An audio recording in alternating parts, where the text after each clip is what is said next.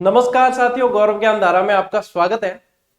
कल की क्लास अधूरी रह गई थी और आप सभी को पता था कल स्वास्थ्य थोड़ा ठीक नहीं था, लेकिन आप सभी की दुआएं इतनी आई और बहुत अच्छा लगा जानकर के आप सभी जो दूसरा परिवार में मानता हूं, आप सभी को बहुत चिंता करते हैं और आप सभी की चिंताओं के या दुआओं के कारण बहुत जल्दी वापस स्वास्थ्य ठीक भी हो गया। आज काफी बेहतर महसूस कर रहा हूँ और आप लोगों की पढ़ाई में व्यवधान न पड़े इसका मैं पूरा प्रयास कर रहा हूँ। हालांकि कल की जो साथियों क्लास थी वो कैसे हो पाई, वो मतलब महादेव की कृपा ही है।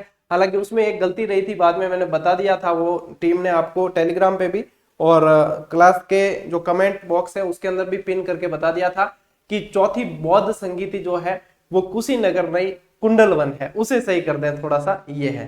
तो कल साथियों जो है क्लास अधूरी रही थी उसको आज पूरी करेंगे अपन। और कल की जो आपको पता है, मैंने आपको शेयर करके बताया था कि साक्षात शिव जी के दर्शन हुए। तो स्पेक्टिकल कोबरा जो शिव जी धारण करते हैं वो उसे जो है रेस्क्यू किया गया, मित्र स्नैक लवर है अशोक जी उनके द्वारा। और फिर जो रिलीज करने के समय था वन्य जीव क्षेत्र में उन्होंने बुलाया था और बहुत अच्छा लगा जानकर। कल के जो फोटो पे कुछ कमेंट संस्कृति प्रेमियों के बहुत आए अच्छे, वो ये थी कि सर आपने धोती कुर्ता पहन रखा है जो अच्छा लग रहा है वगैरह। तो बहुत बहुत धन्यवाद साथियों। दरअसल बात यह है कि श्रावण महीना चल रहा है, श्रावण महीने में हमारा योगा ग्रुप है एक, और हम जो है रोज सुबह 4 बजे शिव जी का अभिषेक करते हैं, 4 से 7-8 बजे तक उनकी सेवा करते हैं। और श्रावण मास चल रहे भी है, मेरे अखंड व्रत चल रहे हैं। तो ये सभी है, तो महादेव जी की कृपा है और मेरे ऊपर कृपा होगी तो आप पर कहीं ना कहीं कृपा होनी ही होनी है। तो वही है कि साथियों महादेव तो सबका भला करते हैं, वो भोले भंडारी है और वो सभी का कल्याण करते हैं और सभी का कल्याण करेंगे। ठीक है साथियों, बहुत बहुत धन्यवाद। संस्कृति से, भारतीय संस्कृति से मुझे बहुत प्रेम रहा है और श्रावण मास पूरा धोती कुर्ते में ही अच्छा लगता है। और यह है कि देखो जैसे संस्कृति बहुत संस्कृति से प्रेम करना चाहिए। जैसे अपने राजस्थान की शान पहचान है साफा, जोधपुरी साफा। मुझे नहीं आता था लेकिन YouTube के माध्यम से सीखा है मैंने, और जोधपुरी साफा मैं बांध देता हूँ। कई शादी ब्याह में वगैरह भी जाते हैं तो वहां पे भी अपनी मतलब बहुत आव भगत होती है, लोग मानते हैं कि यार इनको साफा बांधना आता है। वो आप लोग भी ऐसे संस्कृति से प्रेम किया करें, जिया करें इसको, बस यही जिंदगी है। जो यहाँ पे जी ली वो जी ली, उसके बाद में किसने देखा है। ठीक है, चलिए साथियों हम बातें ज्यादा नहीं करेंगे और शुरू करते हैं आज की इस क्लास को, क्यों क्लास वैसे भी लंबी होनी है और आपके लिए बहुत इंपॉर्टेंट है ये क्लास। तो आज भारतीय इतिहास लगभग अपन इसके अंदर जितने महत्वपूर्ण प्रश्न है रिवीजन के दौर रिवीजन के टाइप, तो ये पूरा कर देंगे। ठीक है, चलिए यहाँ पे साथियों कल अपन ने ये वाली स्लाइड पे ही छोड़ दिया था, इसको पहले पूरी करते हैं। सबसे पहला प्रश्न है कि वर्धन वंश के किस शासक ने हुण हरिण केसरी की उपाधि धारण की। हुण हरिण केसरी यानी कि हरिण के समान जो हूण थे उसमें केसरी यानी सिंह के समान, ये उपाधि का अर्थ ये है। तो यहाँ पे सबसे पहले ये ध्यान देना साथियों कि वर्धन वंश का ही दूसरा नाम जो है वो पुष्यभूति वंश है। ठीक है, पुष्यभूति वंश दूसरा है। तो मैंने यहाँ पे कल आपको एक ट्रिक बताई थी, पुनरादित्य प्रभा, पुनरादित्य प्रभा। ठीक है, अब देखो पुनरादित्य प्रभा यानी कि सबसे पहला ही पहला, यानी कि पू से तो पुष्यभूति वंश आ गया, नर से आ गया आपके नरवर्धन, नरवर्धन, यहां से आ जाएगा आदित्य वर्धन, आदित्य वर्धन। इससे क्या रहता है, क्रम याद रहता है अच्छे से। ठीक है, और ये आ जाएगा प्रभाकर वर्धन, प्रभाकर वर्धन। तो सबसे पहले आपके जो उत्तर है ना साथियों, वो उत्तर है ये। ठीक है, प्रभाकर वर्धन ने ये उपाधि धारण की थी। प्रभाकर वर्धन के दो पुत्र थे, प्रभाकर वर्धन के दो पुत्र थे, एक तो था राज्यवर्धन, ठीक है, और एक था हर्षवर्धन, हर्षवर्धन। और हर्षवर्धन को अपन पढ़ते हैं, ज्यादातर जो है हर्षवर्धन के बारे में पढ़ते हैं। ठीक है, इनकी एक बहन भी थी, एक पुत्री थी इनकी, यानी कि एक बहन थी जिसका नाम था राज्यश्री। ठीक है ना, राज्यश्री इसका नाम था। फिर बाद में जंगलों में ढूंढने भी गए थे, ये सती होने के लिए चली गई थी वगैरह ऐसा। तो ये राज्यश्री इनकी बहन थी। ठीक है, ये साथियों यहाँ पे ध्यान रखना। अगला प्रश्न है कि हर्ष चरित्र में कितने अध्याय थे। सबसे पहले तो मैं आपको इसका जवाब दे देता हूं कि हर्ष चरित्र में जो अध्यायों की संख्या थी वो थी 8। हर्ष चरित्र के जो लेखक थे साथियों वो थे बाणभट्ट, बाणभट्ट। बाणभट्ट जो थे साथियों ये कहाँ के निवासी थे, अगर यदि पूछे तो ध्यान रखना ये प्रीतिकुटा के निवासी थे, प्रीतिकुटा गांव के निवासी थे। और प्रीतिकुटा गांव कहाँ है? बिहार के अंदर है, प्रीतिकुटा गांव बिहार के अंदर है। ये हर्षवर्धन के दरबारी कवि थे, ठीक है, हर्षवर्धन के दरबारी कवि थे। इन्होंने कुछ रचनाएं और लिखी जिनमें आप याद रखना, मैंने ऐसे याद की थी, मैं जैसे याद करता हूं वैसे ही बता देता हूं। देखो किसी को अच्छा लगे किसी को नहीं, लेकिन जरूरी नहीं है, इसको इजी वे में लेना। यदि ट्रिक याद होती है तो करो, नहीं तो सीधा सिंपल भी पढ़ सकते हो। मैं यहाँ पे सारी मतलब डिटेल भी बता रहा हूँ, ठीक है ना, तो अच्छे से याद हो जाती, कोई दिक्कत नहीं है। और ऐसा कोई नहीं है आप इसके नोट्स बनाओ, ये जरूरी नहीं है। क्लासेस में ऑलरेडी दे चुका हूँ, ये रिवीजन क्लासेस है, ठीक है ना, क्लासेस बुक्स वगैरह सब दे चुका हूँ, टेस्ट सीरीज वगैरह सब हो चुकी है, ये रिवीजन क्लासेस है। आप सीधा पढ़ लोगे तो भी ठीक है, नहीं तो मैं देखो वॉकिंग करता रहता हूँ, जैसे इधर गया ना आप पीछे का स्क्रीनशॉट ले सकते हो, ठीक है, इधर आऊंगा तब आप यहां से ले सकते हो। तो हाँ, वो आपका लुकआउट है, क्योंकि क्लास में अपन इतना ध्यान नहीं रख सकते कि कब कब बहुत सारी स्लाइड होती है, तो वो नहीं, आप सब होशियार हो, अपने टैलेंट को पहचानो, ठीक है, और ले लेना जैसे ले सकते हो वैसे। तो BHKP, तो बी का मतलब तो आपके सीधा ही बाण भट्टी ही है। और ये जो है आपके हर्षचरित्र है, इसका मतलब क्या है? हर्षचरित्र है। और एक जो ये ध्यान रखना कि कादम्बरी, ये रचना थी इनकी कादम्बरी, और ये थी पार्वती परिणय, पार्वती परिणय। बहुत इंपॉर्टेंट रचनाएं हैं, ये पूछ ली जाती है कई बार, ठीक है, ये ध्यान रखना। इसके अलावा साथियों मैं बताऊं यहाँ पे, यहाँ बता देता हूं, इसको मत मानना, ये हर्षवर्धन की भी कुछ रचनाएं थी, और हर्षवर्धन की रचनाएं मैंने याद की थी ऐसे, हर्ष को नार प्रिय, ठीक है, इस तरीके से याद की। अब देखो कैसे याद हुई है कि हर्ष को नार प्रिय, यानी कि सबसे पहले तो रचना किसकी थी? हर्षवर्धन की, हर्षवर्धन की रचना थी। हर्षवर्धन नाटक थे, नाटक लिखे थे, ठीक है ना। तो यहां से देखो, यहां से एक तो लिखा नागानंद, नागानंद लिखा, यहां से लिखा र से रत्नावली, रत्नावली, और ये प्रिय से प्रियदर्शिका, प्रियदर्शिका।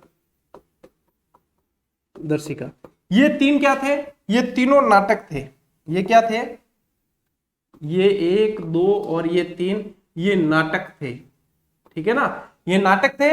और इन नाटकों का लेखक भी अलग मिलता है, मतलब थे तो इसके हर्षवर्धन के लिखवाए हुए थे, लेकिन इसको लिखने वाला जो था उसका नाम कहीं ना कहीं धावक पढ़ने में आता है, ठीक है। चलिए, यहां से ये लेना चाहते हो स्क्रीनशॉट आप ले सकते हो, और ऐसे डायरेक्ट याद रह जाएगा, कहीं कोई समस्या नहीं होगी। चलिए ठीक है, इसको मैं मिटा रहा हूं। फिर देखो अभी मैंने टाइम दिया भी है आपको, ठीक है ना, अब मैं मिटा रहा हूं, क्योंकि इसमें फिर ये दूसरा आएगा सब मैटर। चलिए अब आते हैं साथियों आगे। गहड़वाल वंश के संस्थापक कौन थे? कौन थे बताओ, देखा, गहड़वाल वंश के संस्थापक। चलिए इसमें एक साथियों ट्रिक याद रखना, चमगोविज, चमगोविज। अब ये जो है ना स्कूल लेक्चरर का, अब तो सिलेबस चेंज हो गया है, बाकी ये क्लासेस स्कूल लेक्चरर के मैंने जो 16-17 क्लासेस दी थी फर्स्ट पेपर हिस्ट्री वाली, उसके अंदर ये सारे करवाए थे। तो ये कैसे याद रहेगा? देखो चमगोविज का क्या मतलब है? चमगोविज से ऐसे याद रखना है, जो संस्थापक थे वो थे चंद्रदेव, चंद्रदेव। फिर ये म से जो है मदनपाल, मदनपाल। यहां से गोविंद चंद्र, गोविंद चंद्र, ठीक है। यहां से विजय चंद्र, विजय चंद्र, और यहां से जयचंद। अब जयचंद कौन सा है? जब कहा जाता है, इसके लिए मुहावरे बने हुए कई सारे, यदि किसी के जैसे गद्दारों का नाम लिया जाता है तब कहा जाता है कि राज्य में कई से जयचंद हुए या समाज में कई से जयचंद हुए, ऐसे कहा जाता है, ठीक है। किस लिए कहा जाता है? क्योंकि पृथ्वीराज चौहान और मोहम्मद गौरी के बीच में जब युद्ध हुआ तब जयचंद ने सहायता नहीं की थी, लेकिन जयचंद और मोहम्मद गौरी का भी एक युद्ध हुआ था जो 1194 में चंदावर का युद्ध था, ठीक है ना। 1194 के अंदर मोहम्मद गौरी से चंदावर का युद्ध लड़ा था, और ये वही जयचंद है जिसकी पुत्री का अपहरण कर पृथ्वीराज चौहान ने विवाह किया था। इसकी पुत्री का नाम संयोगिता था, ये वही जयचंद है। अब बात करते हैं चंदेल वंश के संस्थापक। सबसे पहले तो ध्यान रखना साथियों, चंदेल वंश जो था वो जैजाक भुक्ति के, यानी कि अब बुंदेलखंड यदि आप कहो ना वो वाले हैं, तो जैजाक भुक्ति के चंदेल, ठीक है, जैजाक भुक्ति के चंदेल थे। अब देखो इनकी भी एक ट्रिक है, इनके संस्थापक की बात की है ना, तो इनके संस्थापक मैं पहले बता देता हूं आपको। इनके जो संस्थापक थे उनका नाम था नन्नुक, ठीक है, नन्नुक द्वारा स्थापित था। अब देखो मैं ट्रिक बताता हूं आपको, इसकी ट्रिक है नए धंग विपर, ठीक है, नए धंग विपर। अब करते हैं, तो न से तो आ गया नन्नुक, यहां से आएगा यशोवर्मन, यशोवर्मन, यहां से आएगा धंग, बहुत यशस्वी शासक था उस समय का धंग, यहां से आएगा गंड, ठीक है, यहां से आएगा विद्याधर, विद्याधर, और यहां से आएगा परमर्दी देव, परमर्दी देव। इसी परमर्दी देव के दो सेनापति थे बहुत मतलब शक्तिशाली, आला और उदल। आला उदल ने महोबा का युद्ध लड़ा था, मतलब आला उदल जो थे सेनापति थे, महोबा के युद्ध में महोबा का युद्ध लड़ा था पृथ्वीराज चौहान तृतीय से 1182 के अंदर, ठीक है ना। तो ये है, आज भी बुंदेलखंड के अंदर इनके यशो गीत गाए जाते हैं आला और उदल के, ठीक है। कोई साहसिक कार्य करो तो आपके भी गीत कहीं गाए जाएंगे, है ना। वो कहते हैं ना कि जो पानी से नहाता है वो सिर्फ लिबास बदलता है, और जो पसीने से नहाता है वो इतिहास बदलता है, ठीक है ना। तो आपको भी पसीने से नहाना पड़ेगा, तो आप इतिहास बदलने की क्षमता रख सकते हो, ठीक है। चलिए, गुजरात के चालुक्य वंश के संस्थापक का नाम बताना है। गुजरात के चालुक्य वंश के संस्थापक का नाम था साथियों मूलराज प्रथम। ये चालुक्य वंश जो है ना, वो सोलंकी वंश ही है, सोलंकी को ही चालुक्य कहा गया है, ठीक है ना। गुरु वशिष्ठ के अग्नि यज्ञ से उत्पन्न 4 जातियों में से एक जाति चालुक्य जाति बताई गई है। अब इनकी भी एक ट्रिक है जो है मुभिक जक्कू अमूभी, ठीक है। चलिए कैसे डिस्क्राइब करते हैं। सबसे पहले मूलराज प्रथम आ गया, फिर आ गया भीमदेव प्रथम, ठीक है, भीमदेव प्रथम। फिर यहां से आएगा आपके कर्णदेव, ठीक है ना, कर्ण चालुक्य। फिर यहां से आएगा जय सिंह सिद्धराज, सिद्धराज इनकी उपाधि थी, जय सिंह सिद्धराज। फिर यहां से आएगा अजय पाल। यहां से आएगा मूलराज द्वितीय, और यहां से भीमदेव द्वितीय। ये मूलराज द्वितीय जो है, इसने मोहम्मद गौरी को 1178 में आबू के युद्ध में हराया था, इतना पावरफुल था ये। इसकी संरक्षिका जो थी, इसकी माता नायिका देवी रही हुई है। और ये भीम जो है वो उसके समय में देलवाड़ा के जैन मंदिर जो है, लुणवसाई जैन मंदिर, उसका निर्माण हुआ था। और इसके जो वास्तुकार थे लुणवसाई जैन मंदिर, वो उसके वास्तुकार थे शोभन देव, ठीक है। ये सारा याद रखें। बोर्ड भर गया पूरा, देखो बोर्ड अच्छा लग रहा है। मैं देखो आपको स्क्रीनशॉट लेना है, मैं इधर उधर हो सकता हूँ, आप ले सकते हो, ठीक है ना। बाकी फिर बाद में गुरुजी ने दोस्त दे जो मत, आजकल चेला गुरुजी ने ज्यादा दोस्त दिया करे, ठीक है। चलिए, प्रथम महिला सूफी संत, अगला प्रश्न है साथियों, प्रथम महिला सूफी संत कौन थी। तो प्रथम महिला सूफी संत का जहां भी पूछा जाए ना, वहां पे आपको याद रखना है कि प्रथम महिला सूफी संत थी राबिया, 8वीं शताब्दी में हुई। यदि बात करें साथियों की भारत में सूफी सिलसिलों का प्रवेश किस सिलसिले से हुआ या कब से हुआ, तो ध्यान रहे कि भारत में जो है सबसे पहले जिस सिलसिले का प्रवेश हुआ वो चिश्ती सिलसिला था, ठीक है ना। इनको याद रखने की एक ट्रिक है, चिशु फिस कान, ठीक है। कैसे याद रहेगा चिशु फिस कान का क्या मतलब है, चलिए मैं बताता हूं, चिंता नहीं करनी है। ची से मतलब है चिश्ती, यहां से फिर बाद में जो है सुहारावर्दी, ये क्या है क्रमशः है, ठीक है ना। सुहारावर्दी, फिरदौसी,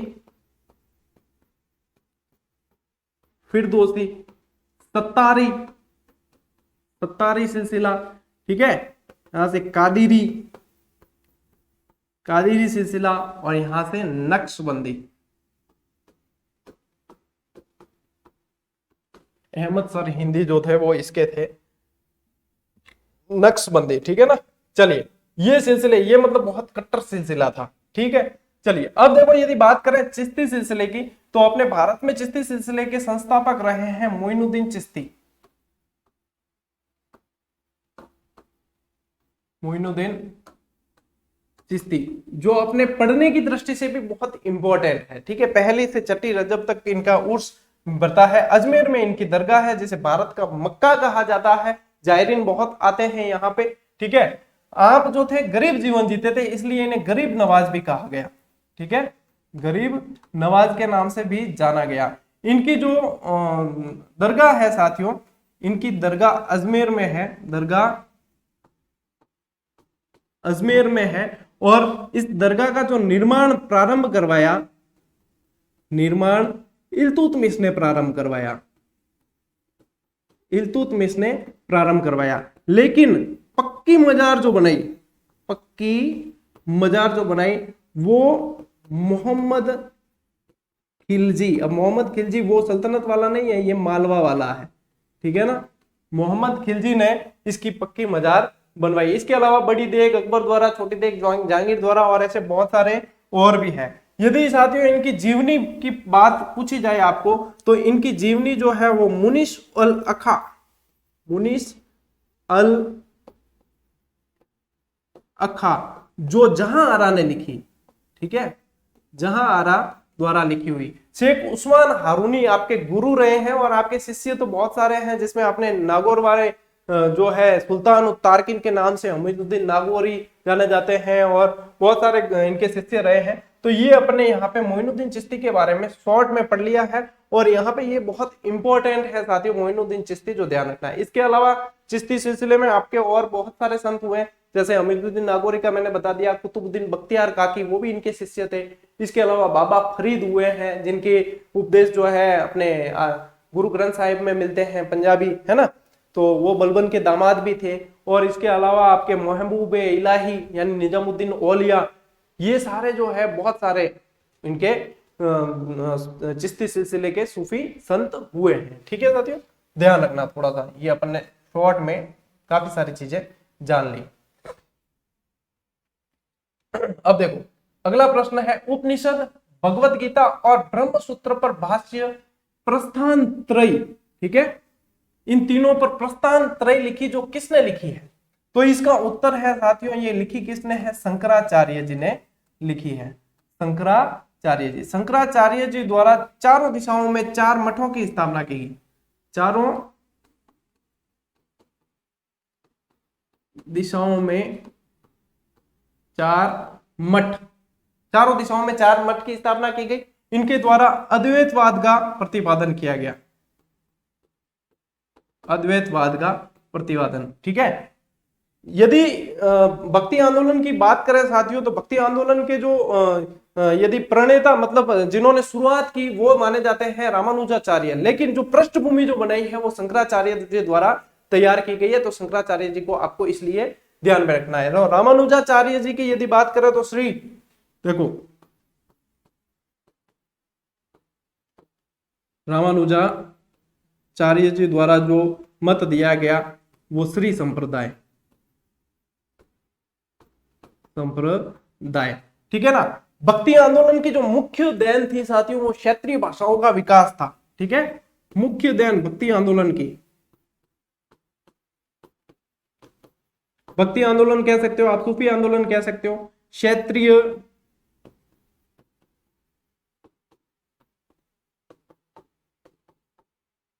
भाषाओं का विकास था। इसके अलावा जो है आपके ये ध्यान रखना, एक नयनार संत हुए और एक हुए आपके आलवार। जो शुरुआत जो हुई है वो दक्षिण से हुई है, उत्तर में लाने वाले जो थे आपके जो रामानंद जी थे उन्होंने उत्तर भारत में इसको फैलाया था। दक्षिण भारत से उत्तर भारत में लाने वाले थे रामानंद जी, ठीक है। अब ये जो नयनार है ना, ये तो थे शैव, और ये जो आलवार थे ये थे वैष्णव। तो इसकी एक ट्रिक मैंने बताई थी आपको, यदि किसी को याद है या नहीं, तो वो थी आवे 12 न से 63, आवे 12 न से 63, यानी कि आलवार, वैष्णव, नयनार, शैव, और ये 12 थी इनकी संख्या थी 63, आवे 12 न से 63। तो इस तरीके से आपको ये चीजें याद रखनी है। मतलब एक एक प्रश्न में आपको कम से कम 7-7 5-5 7-7 प्रश्न मिल रहे हैं, ठीक है ना। जहां पे एक प्रश्न लिखा है, इसके साथ में जब डिस्क्राइब हो रहा है तो उसके साथ में आपको 5 से 7 प्रश्न देखने को मिल रहे हैं, ठीक है। चलिए आगे बढ़ते हैं। दादू जी के सत्संग स्थल क्या कहलाते हैं? बहुत शानदार प्रश्न और बहुत पूछा जाने वाला।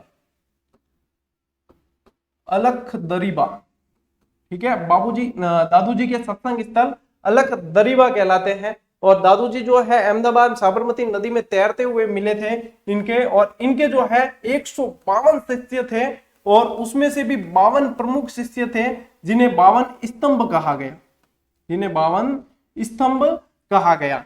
आपकी जो प्रधान पीठ है वो नारायणा, नारायणा या नरैणा, या नरैणा, जो दादू खोल के नाम से प्रसिद्ध है। दादू खोल पूछ लिया जाता है कई बार, दादू खोल।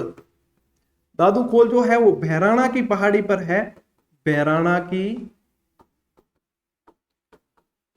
पहाड़ी पर है, जो नरैणा के अंदर ही है, ठीक है ना। इनके पंच तीर्थ पूछ लिया जाते हैं कई बार। इनके 5 प्रसिद्ध स्थान है जो पंच तीर्थ कहलाए, पंच तीर्थ, जिनको याद ऐसे रखें, नरा, आसा, बरो,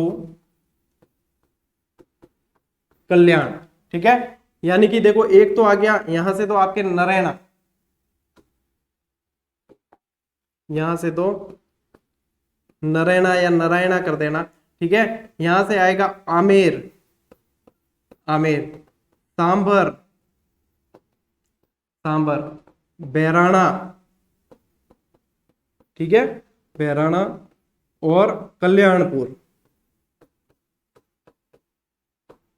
कल्याणपुर। इस तरीके से आपको याद रखना है। बाकी इनके शाखाएं अलग अलग थी और सुंदरदास जी, रज्जब जी उनके शिष्य रहे हैं खूब सारे, तो वो सारी चीजें आपने पढ़ी भी होगी और पढ़ भी लोगे, ऐसे कोई बड़ी बात नहीं है। चलिए, सूरत संग्राम किसकी रचना थी? अगला प्रश्न है, सूरत संग्राम किसकी रचना थी?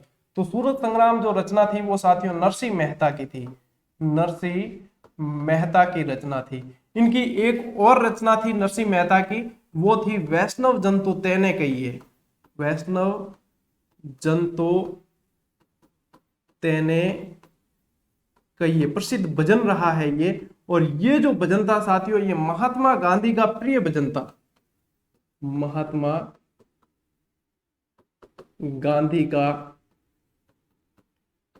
प्रिय भजन, वैष्णव जन तो तेने कही। एक रचना नरसिंह, अच्छा नरसिंह से याद आया कि एक नरसिंह मेहता, देखो नरसिंह मेहता रो मायर, नरसिंह जी रो मायरो, नरसिंह मेहता नहीं, नरसिंह जी रो मायरो, ये रचना पूछ ली जाती है, नरसिंह जी रो मायरो।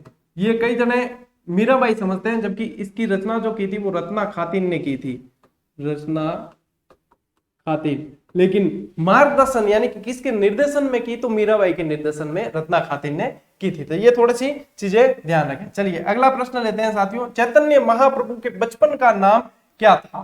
तो चैतन्य महाप्रभु के जो साथियों बचपन का नाम था वो था निमाई, बचपन का नाम था निमाई। इनका जो मूल नाम था, मूल नाम वो था विश्वंबर,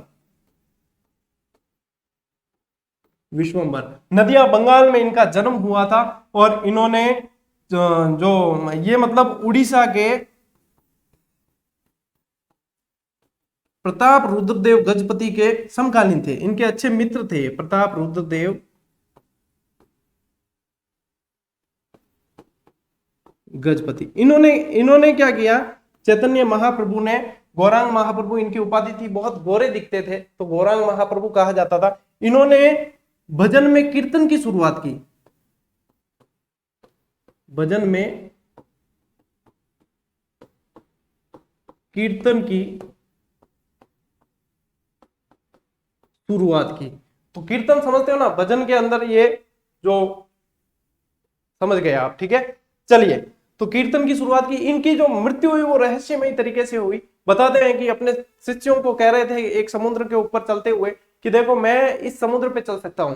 तो वे शिष्य चेला कह गए बाबा जी गुरु जी आज मजाक खाची करिए। तो कहा नहीं मैं चल सकता हूं देखो। और देखते ही देखते वो समुद्र चलने लगे, क्या मैं दिख रहा हूं, आगे जाते रहे जाते रहे जाते रहे। कि मैं दिख रहा हूँ दिख रहा हूँ दिख रहा हूँ, और अंतिम में एक दिव्य ज्योति के रूप में, मतलब जब तक नजरों से दिखते रहे तब तक ठीक है, उसके बाद में ओझल हो गए, ऐसे बताते हैं। ठीक है, तो लिखा हुआ है किताबों के अंदर, अपने मन से कुछ कही हुई बात नहीं है, तो ये ध्यान रखना। ठीक है, चलिए, हल्दी घाटी के युद्ध के बाद महाराणा प्रताप ने अपनी अस्थायी राजधानी किसे बनाई? अब कई जना बिना कहते हुए सब चावंड, चावंड तो बाद में बनी थी, उसके पहले एक अस्थायी राजधानी तुरंत बनाई थी।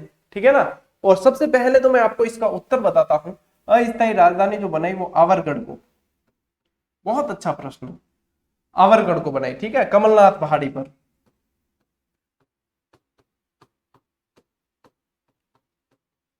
हल्दी घाटी का युद्ध किसके किसके बीच में हुआ? महाराणा प्रताप वर्सेस अकबर या मानसिंह? अकबर। क्यों? शासक शासक एक साथ, ठीक है ना। मानसिंह सेनापति था, अकबर का सेनापति मानसिंह। मानसिंह ने भी सेनापतित्व कह कर लिया था, क्योंकि इंसल्ट हुई थी ना वहां उदय सागर की पहाड़ पर, वो हमसा कह दियो कि आप भी आना, आपके फुप्पा को भी लेकर आना। जन इंसल्ट हुई, मानसिंह के लड़न जाऊं तो मैं जाऊं, दूजो कोई नहीं जावे। आसफ खां इसके साथ में आया था, दोनों की ड्यूटी बंद की थी बाद में। ठीक है ना, महाराणा प्रताप को नहीं पकड़ पाए, तो इनका सेनापति हाकिम खां सूरी।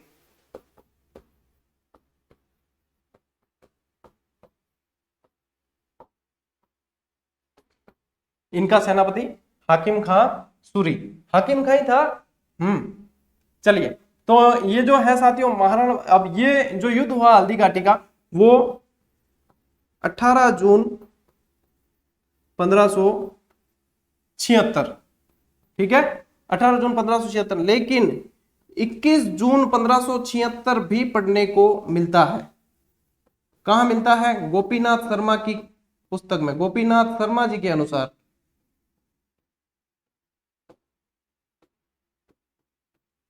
गोपीनाथ शर्मा के अनुसार 21 जून 1576 को यह युद्ध हुआ, लेकिन 18 जून 1576 को यह युद्ध होता है। इसे हाथियों की लड़ाई भी कहा गया है ना, मेवाड़ की थर्मोपली कहा गया, बहुत सारे इसको नाम दिए गए, बनास का युद्ध भी कहा गया, खूब सारे इसको नाम दिए गए। हल्दी घाटी का युद्ध जो है पूरा मैंने आपको एक पढ़ाया था, व्यवस्थित तरीके से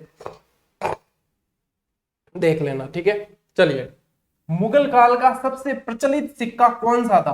बहुत बढ़िया प्रश्न है। मुगल काल का सबसे प्रचलित सिक्का जो था साथियों, वो था मुहर।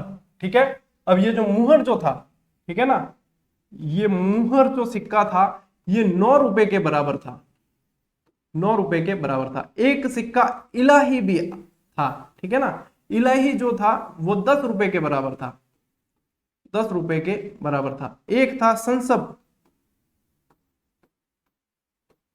संसद जो था वो सबसे बड़ा सिक्का था, 101 तोले का, सबसे बड़ा 101 तोले का था। ये तो थे सोने के सिक्के, ये तीनों तो थे सोने के। एक था जलाली, ये चांदी का था, और ये चौकोर था, ये चौकोर था। ये जो सारे बताए हैं ये सारे अकबर के काल के सिक्के थे, अकबर के समय डाले गए, अकबर के काल के सिक्के थे। ठीक है, चलिए नेक्स्ट प्रश्न है साथियों, मुगल काल में वह भूमि क्या कहलाती थी जो जहां हर वर्ष खेती होती थी? हर वर्ष खेती होती थी। देखो 4 तरह की भूमि पढ़ने में आती है यहाँ पे। एक तो थी पोलज, एक थी पड़त, एक थी चज्जर या छज्जर भी कह दिया जाता है, चज्जर, और एक थी बंजर। ठीक है ना, तो पोलज जो थी वहां पे हर वर्ष खेती होती थी,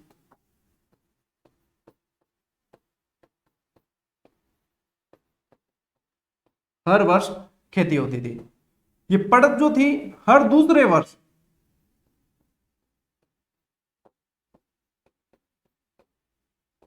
हर दूसरे वर्ष खेती। यहां पे 2 से 3 वर्ष में,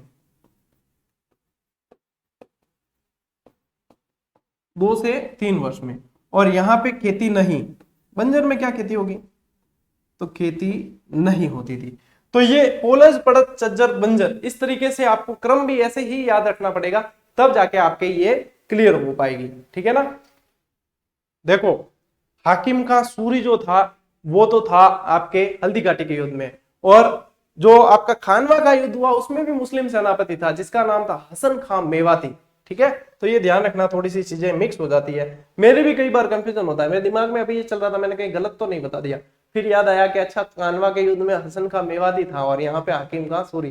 क्लियर होते हुए भी ये कंफ्यूजन होता है, जब हमारे साथ में हो सकता है तो आपके साथ भी हो सकता है, इसलिए थोड़ा सा जहां पे सेम सेम चीजें हो ना वहां हाथों हाथ कंफर्म करते हुए आगे बढ़े। ठीक है, चलिए हुमायूं के मकबरे का निर्माण किसने करवाया? प्रश्न बहुत बढ़िया है। ठीक है, हुमायूं का मकबरा ऐसी इमारत है जो जिस शासक के शासन काल में बनी उस शासक का उसमें कोई रोल नहीं है।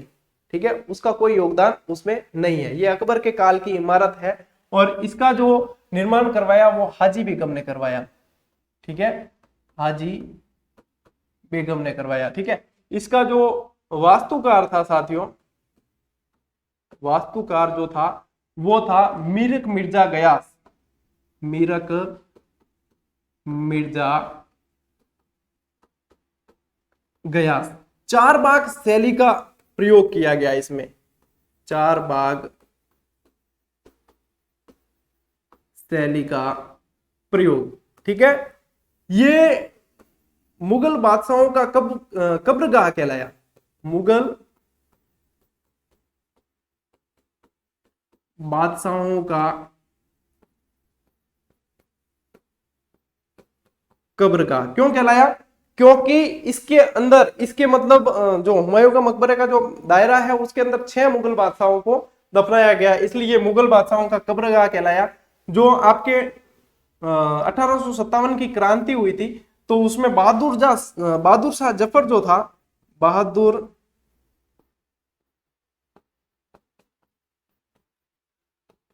शाह जफर को यहां से गिरफ्तार किया था। ठीक है ना, यहां आके छुप गया था तो यहां से गिरफ्तार किया। इनके 2 बेटों को अंग्रेजों ने इनके सामने गोली मार दी और इनको फिर रंगून भेज दिया था, और जब वहां रंगून में इनकी मृत्यु हो गई थी बहादुर शाह जफर की, और इनके सेनापति जो थे वो बख्त खां थे। फिर यहाँ पे मतलब इनको मतलब यहाँ इस देश में 2 गज जमी भी नसीब नहीं हुई, तब ये जफर नाम से जो है लिखते थे। ठीक है ना, तो इन्होंने कहा भी था कि कितना बदनसीब है तू जफर, 2 गज जमी भी नसीब न हुई कुएं यार में, यानी कि स्वदेश में जो है यहाँ इस देश में 2 गज जमीन भी नसीब नहीं हुई, जहां पे जन्म हुआ वहां मृत्यु के बाद जमीन भी नसीब नहीं हुई। तो ये हुमायूं के मकबरे के बारे में थी जो ध्यान रखना। फतेहपुर सीकरी में जोधाबाई का महल और तुर्की सुल्ताना का महल किस मुगल सम्राट ने बनवाया? बताओ देखें, किस मुगल सम्राट ने बनवाया? फतेहपुर सीकरी की अधिकांश इमारतें बनवाई है अकबर ने। ठीक है, अकबर ने बनवाई। चलिए फतेहपुर सीकरी की एक ट्रिक बताता हूं। दीदी जोधा, दीदी जोधा तुम शेख को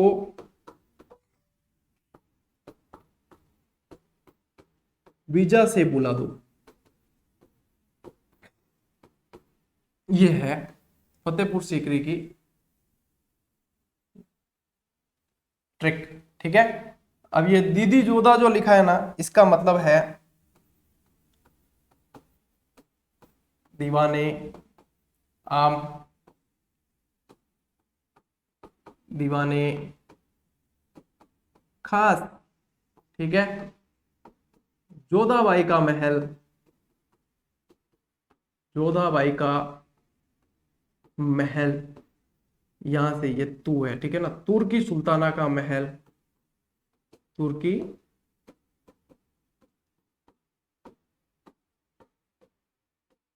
तुर्की सुल्ताना का महल। ठीक है,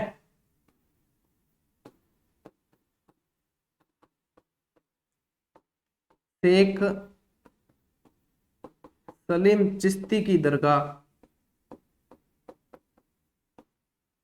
और बीरबल महल,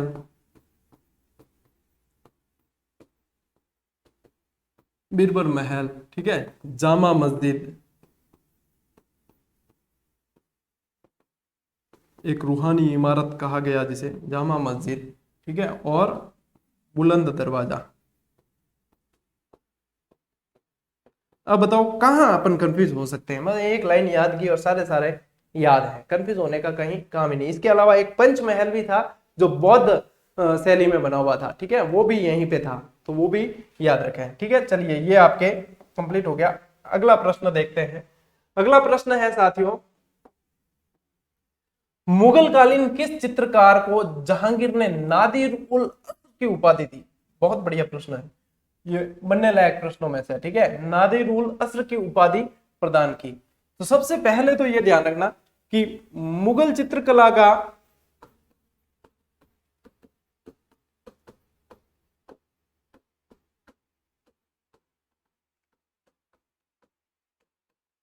स्वर्ण काल जो है वो जहांगीर के समय ही है,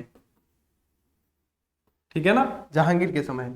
जो ये उपाधि दी गई है साथियों, ये दी गई है मंसूर को, मंसूर को। और मंसूर जो है वो पशु पक्षियों के चित्र, पशु पक्षियों के, आप पशु पक्षियों में कुछ भी आ सकते हैं, ठीक है, सारे पशु पक्षियों के चित्र और प्रकृति के चित्र बनाने में माहिर था। एक इसके समय में और हुआ जिसका नाम था अबुल हसन, ये आकारिजा का पुत्र था, ठीक है ना। आकारिजा के नेतृत्व में चित्रशाला की स्थापना की गई थी। तो अबुल हसन को जो देखो नादिर उल अस्र की उपाधि, उसर की तो इसको दे दी, और इसे जो दी गई थी वो नादिर उल जमा, नादिर उल जमा की उपाधि इसे दी गई। और ये जो था व्यक्तिगत चित्र बनाने में माहिर था, व्यक्तिगत चित्र बनाने में माहिर था। जहांगीर इतना बड़ा चित्रकला का प्रेमी था कि वो कहता है कि मुझे एक ऐसा चित्र बनाकर दो जिसमें सारे चित्रकारों ने अपनी अपनी कला दिखाई हो, लेकिन मैं एक एक भाग को देखकर बता सकता हूं कि ये कौन से चित्रकार की चित्रकारी है। इतना ये इसमें माहिर था। इसके अलावा जहांगीर को तो विद्वान शराबी भी कहा गया है, ठीक है ना। जहांगीर ने न्याय की घंटी लगवाई थी। बहुत सारी चीजें हैं। 1857 की क्रांति की नियोजित तिथि क्या थी, बताइए देगा। देखो नियोजित तिथि थी साथियों 31 मई 1857। मतलब नियोजित होनी तो थी इस दिन, लेकिन हुई कब और क्रांति हुई कब? क्रांति हुई 10 मई 1857। तो असफल होने का एक कारण तो यही है कि समय से पहले। अब आपको रीट की डेट दी गई है 23 जुलाई, और पता चले आपको 13 तारीख को कि 15 को ही देनी है अब तो एग्जाम, तो आपकी कहीं ना कहीं पूरी वो रणनीति। तो एक कारण ये भी था कि क्रांति के असफल होने का कारण एक ये भी था। लेकिन क्रांति की यदि पहली घटना पूछी जाए, पहली घटना पूछी जाए तो बैरकपुर छावनी में।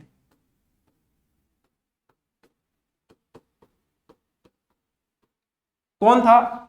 मंगल पांडे, मंगल पांडे, ठीक है ना। मंगल पांडे था। 29 मार्च 1857 को बाग और ह्यूसन की गोली मार के हत्या कर दी। उसके बाद क्या हुआ कि 8 अप्रैल, यह 29 मार्च की घटना है, 8 अप्रैल 1857 को मंगल पांडे को फांसी। इसके साथ में मंगल पांडे का साथी था एक ईश्वरी पांडे,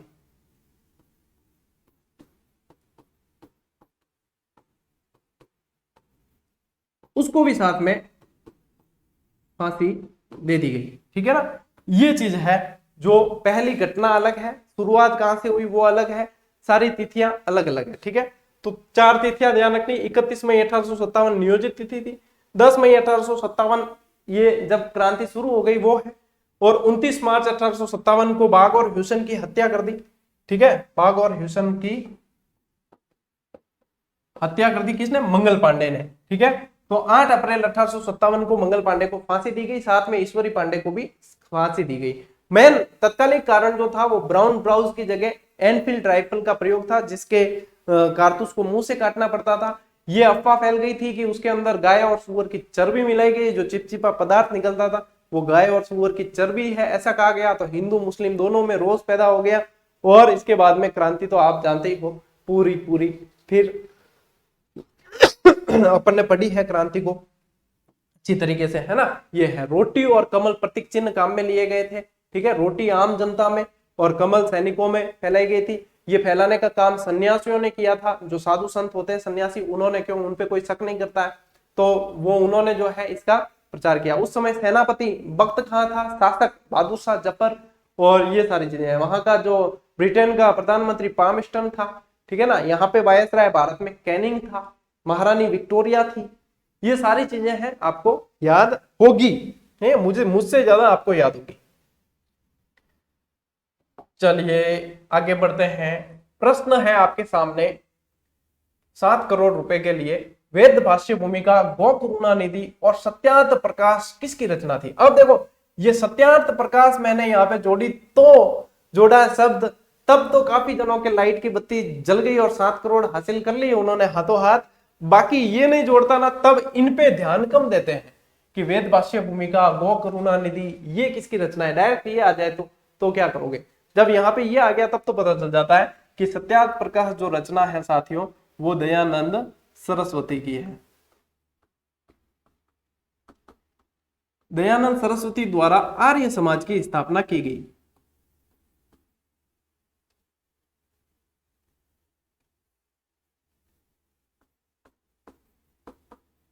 आर्य समाज की स्थापना की गई कब की गई, 1875 में। कहा की गई, मुंबई में की गई, ठीक है। ये सत्यार्थ प्रकाश जो इन्होंने लिखी, वो लिखी उदयपुर में,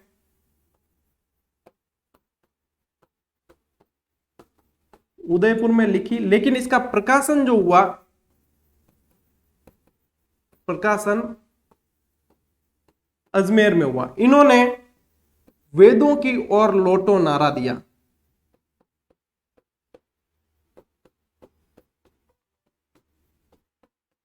ये जोधपुर आए थे जसवंत सिंह द्वितीय के यहां पे इन्हें नन्ही जान नाम की वेश्या ने, जो रसोईया था एक, जिसका नाम था, अच्छा ये यहां पे मैं लिख देता हूं मुंबई, ठीक है, याद रहेगा आपको।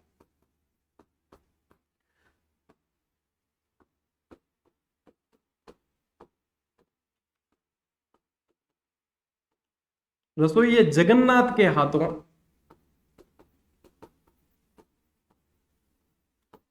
जहर दे दिया। इतिहासकार बताते हैं कि ये जसवंत सिंह द्वितीय जो था, इस नन्ही जान के प्रेम में बहुत पागल था, और एक बार नन्ही जान की पालकी को ढोते हुए दयानंद सरस्वती ने देखा, तो इसे बहुत सुनाया था, तो इसलिए, और नन्ही जान के लिए कुतिया शब्द का भी प्रयोग किया, ऐसा भी कई पुस्तक वाले लिखते हैं। तो इससे नन्ही जान नामक वेश्या थी, वो गुस्सा हो गई और उन्हें पिसे हुए कांच दयानंद सरस्वती को पिला दिए, और उसके बाद में इनकी 1 महीने बाद मृत्यु हुई। दीपावली के दिन इनकी मृत्यु होती है। इनका जन्म जो है गुजरात के टंकारा में हुआ था। इनके बचपन का या मूल नाम कहे तो इनका जो मूल नाम था मूल शंकर था, और इनके गुरु जो थे वो विरजानंद जी थे, ठीक है। ये थोड़ा सा आप ध्यान रख लेना।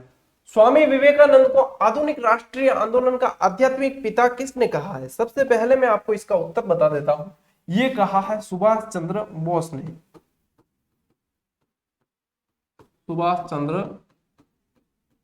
बोस ने ये कहा है, ठीक है। और अब जो है 1863 को इनका जन्म हुआ था। 1893 के अंदर शिकागो धर्म संसद में ये शामिल हुए थे, शून्य पर अपना व्याख्यान दिया था।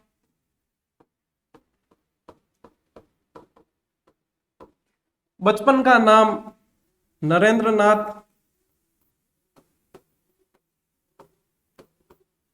ठीक है। विवेकानंद नाम दिया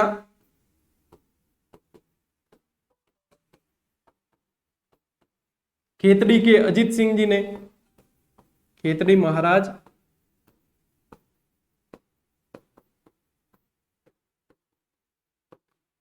अजित सिंह जी ने विवेकानंद नाम दिया। 1897 के अंदर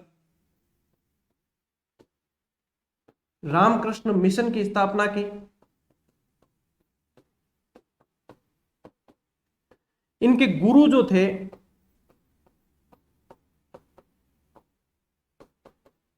रामकृष्ण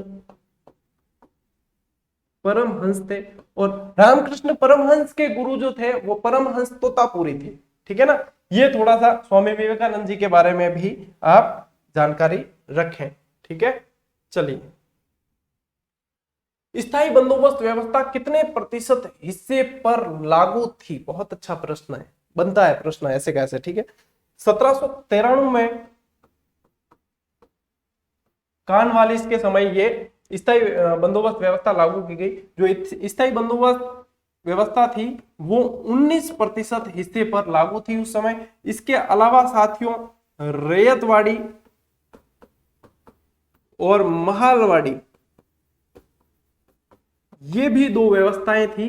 तो जो महालवाड़ी थी साथियों वो 30% हिस्से पर थी, और ये जो थी आपके 51% हिस्से पर रैयतवाड़ी थी। रैयत का मतलब होता है, रैयत का मतलब होता है किसान।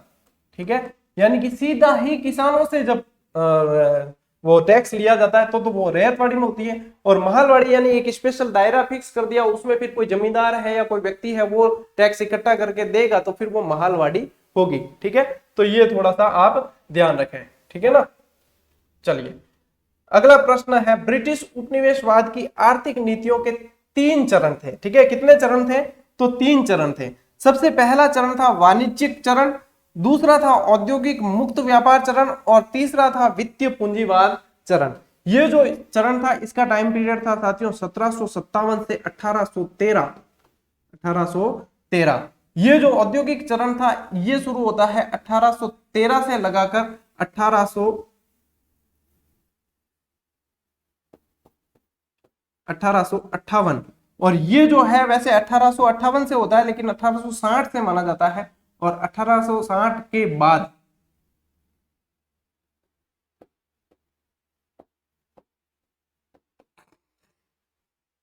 ठीक है। चलिए, ये ध्यान रखना। आगे बढ़ते हैं। राजा राममोहन राय द्वारा किए गए प्रयासों में सती प्रथा पर कब रोक लगाई गई? बहुत अच्छा प्रश्न है ये। तो सती प्रथा पर साथियों जो रोक लगाई गई वो विलियम बेंटिक द्वारा, प्रयास इनके थे। तो इन्होंने मतलब देखा, इनके बड़े भाई थे जगमोहन। ठीक है। इनके बड़े भाई थे जगमोहन, और जगमोहन की पत्नी को सती होते देखा।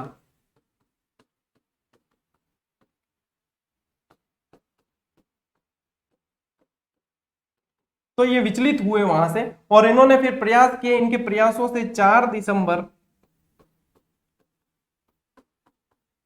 1829 को विलियम बेंटिक द्वारा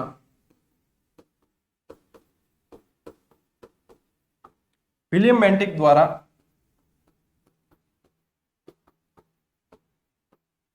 ये ध्यान रखना, ये ऐसे पूछा जाता है, नियम 17 के तहत, बहुत बार प्रश्न बनाइए, नियम 17 के तहत रोक लगाई गई। और जो राजा राममोहन राय द्वारा जो है ब्रह्म समाज की स्थापना की गई। ब्रह्म समाज की स्थापना 1828 के अंदर की गई, और ये किएगा कलकत्ता में। इनकी मृत्यु जो होती है, राजा राममोहन राय की मृत्यु ब्रिस्टल इंग्लैंड में होती है, और इनके स्मारक पर हरिकेली नाटक की पंक्तियां लिखी है।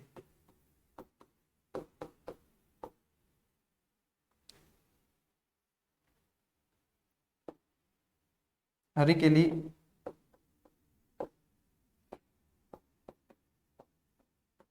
नाटक की पंक्तियां लिखी हुई है। इन्हें इंग्लैंड भेजा था, खुद के इनके वो प्रीपेपर्स कम कर दिए थे अकबर द्वितीय के, तो उन्होंने भेजा था इनको इंग्लैंड। तो ये थोड़ा राजा राममोहन राय के बारे में ध्यान रखना। ठीक है। चलिए, अगली स्लाइड पे चलते हैं। भारतीय राष्ट्रीय कांग्रेस की स्थापना के समय भारत के वायसराय कौन थे? सबसे पहले तो आपको यह ध्यान होना चाहिए कि भारतीय राष्ट्रीय कांग्रेस की स्थापना हुई कब। अच्छा, थोड़ा धुंधला दिख रहा है क्या?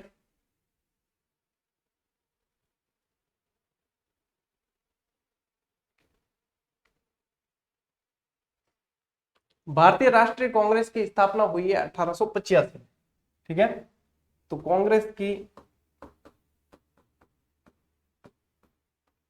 स्थापना 1885 में किसके द्वारा की गई? ए ओ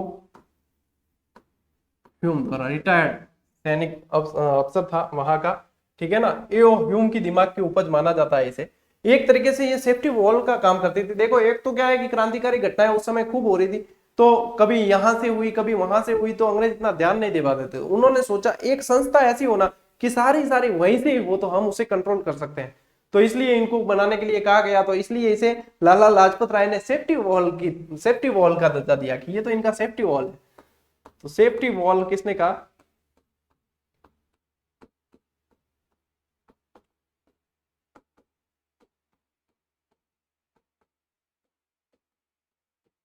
लाला लाजपत राय ने। ठीक है, इसका जो प्रथम अधिवेशन हुआ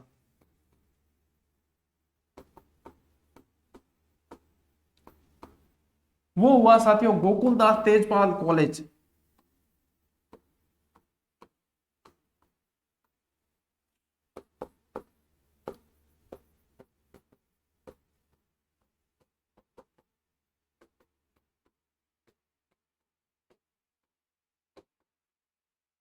गोकुलदास तेजपाल संस्कृत महाविद्यालय के अंदर हुआ। और प्रश्न जो अपना है कि इस समय भारत के वायसराय कौन थे, तो इस समय भारत के वायसराय थे डफरिन। ठीक है, डफरिन थे। और प्रथम अध्यक्ष जो बने इसके, प्रथम अधिवेशन के जो अध्यक्ष थे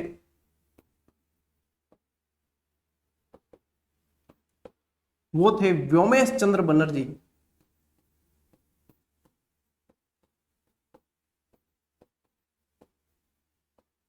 व्योमेश चंद्र बनर्जी। प्रथम महिला अध्यक्ष पूछा जाए तो एनी बिसेंट, और प्रथम भारतीय महिला अध्यक्ष पूछा जाए तो सरोजनी नायडू। ठीक है, चलिए, कांग्रेस का पहला विभाजन किस अधिवेशन में हुआ? तो पहला विभाजन हुआ साथियों 1907 के सूरत अधिवेशन में। और इस समय यहां पे दो दलों में बट गई कांग्रेस। एक तो हो गया गरम दल और एक हो गया नरम दल। जैसे नाम है वैसे ही है, ये उग्रवादी घटनाओं उग्रवादी विचार वाले थे,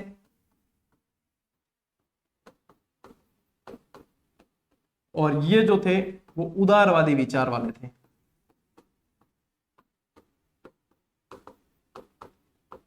ठीक है, गदर पार्टी की स्थापना किसने की? बहुत बढ़िया प्रश्न है। गदर पार्टी की स्थापना साथियों 1913 के अंदर सैन फ्रांसिस्को में। ये पूछा जाता है, बहुत पूछा जाता है।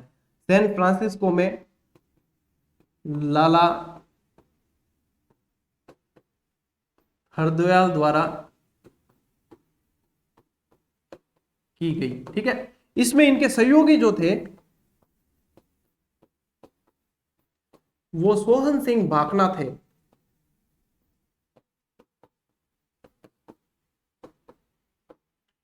सोहन सिंह भाकना इनके सहयोगी थे, तो ये ध्यान रखना।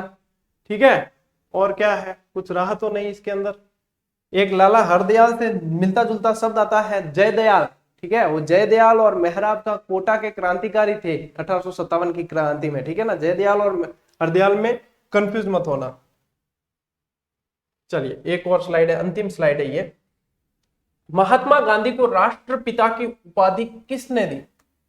तो साबरमती के संत महात्मा गांधी जो 1869 में इनका जन्म हुआ था।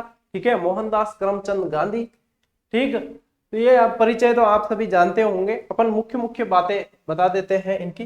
ठीक है, चलिए, तीन उपाधियां ध्यान रखनी है आपको। एक तो इनकी, एक तो राष्ट्रपिता, एक महात्मा, और एक बापू। वैसे तो देखो बहुत सारी उपाधियां हैं, लेकिन तीन मुख्य वो तो आपको ध्यान रहनी ही चाहिए। बापू की उपाधि जो थी वो जवाहरलाल नेहरू ने दी। ठीक है, ये जो थी महात्मा की वो रविंद्रनाथ टैगोर द्वारा दी गई, ठीक है। और ये जो थी वो सुभाष चंद्र बोस द्वारा दी गई।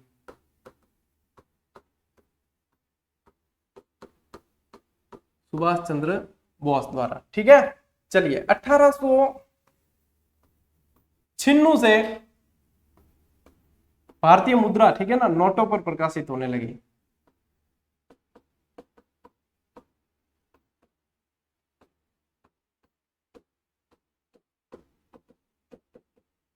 चलिए गांधी जी ने दांडी मार्च कब प्रारंभ किया? देखो दांडी मार्च कब प्रारंभ किया ये पूछा गया। दांडी मार्च प्रारंभ किया, दांडी मार्च अंत हुआ ना, वहां से सविनय अवज्ञा आंदोलन की शुरुआत हो गई। तो दांडी मार्च जो प्रारंभ किया है साथियों, इसका आपके उत्तर है 12 अप्रैल 1930, ठीक है। और 12 अप्रैल नहीं है, सॉरी, 12 मार्च 1930। और फिर जो है ये 5 अप्रैल 1930 को दांडी पहुंच गए, ठीक है, दांडी पहुंचे। और 6 अप्रैल 1930 को नमक बनाकर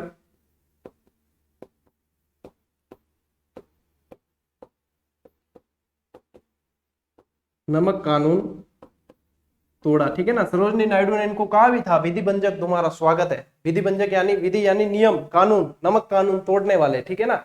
तो इनके सिमिलर और बहुत सारी नमक यात्राएं हुई। और इस समय जो है ये अपने 78 साथियों के साथ 24 दिन में ये यात्रा पूरी करके 200 मील का सफर तय करके वहां पे पहुंचते हैं, ठीक है। तो ये 12 मार्च से और 6 अप्रैल तक का सफर है। चलिए 1909 में लंदन से अफ्रीका लौटते समय गांधी जी ने कौन सी पुस्तक लिखी? ये बहुत इंपॉर्टेंट प्रश्न है। यह है हिंद स्वराज पुस्तक लिखी है इन्होंने। ध्यान देना कि लंदन से अफ्रीका लौटते समय, भारत लौटते समय नहीं है, भारत ये लौटे थे 22, देखो अफ्रीका से भारत ये 22 वर्ष के प्रवास के बाद।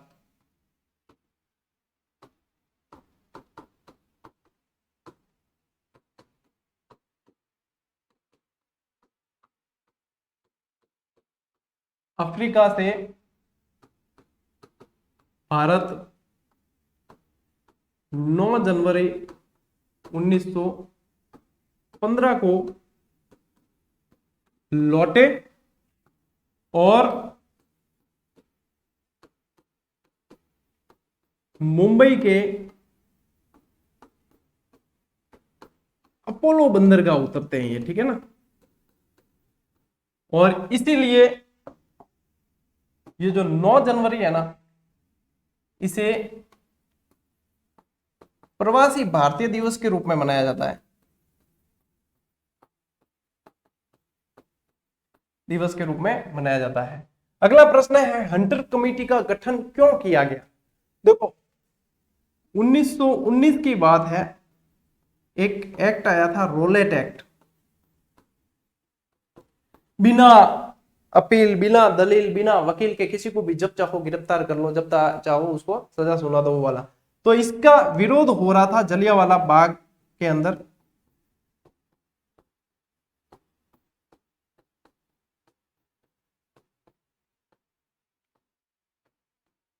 तेरह अप्रैल 1919। इस समय जो है जनरल ओडवायर के आदेश पर, और वहां पे सेनापति जो था जनरल डायर था, उसके वहां पे सैनिकों को निर्देश दिया और अंधाधुंध गोलियां चलाई गई। वहां पे 1600 राउंड फायरिंग करवाई गई और उसमें काफी सारे लोग मारे गए।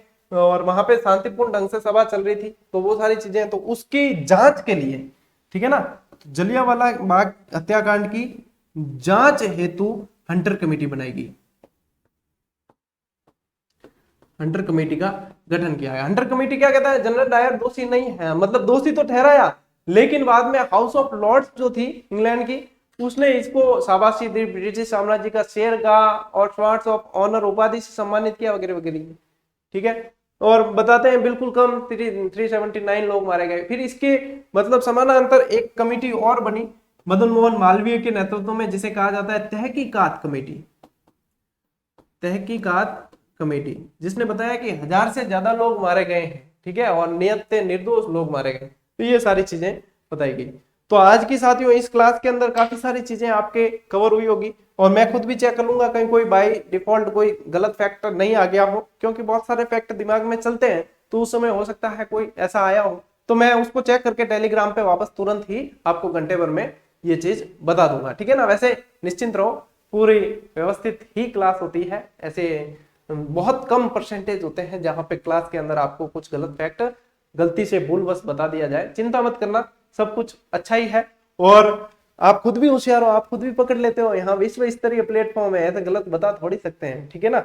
चलिए, तो बढ़िया है साथियों, आज की ये मेगा क्लास है, आपकी 1 घंटे की क्लास लगभग हो गई है, और काफी सारे फैक्ट इसमें आपके पास में आ गए हैं, और ऐसी ही एक क्लास कल देते हैं, देखिए किसकी सेट होती है वो बताता हूं मैं, और कल एक और क्लास आपको ऐसी की ऐसी मिल जाएगी। तो मिलते हैं साथियों अगली क्लास में, अगले वीडियो में, तब तक के लिए राम राम, जय हिंद।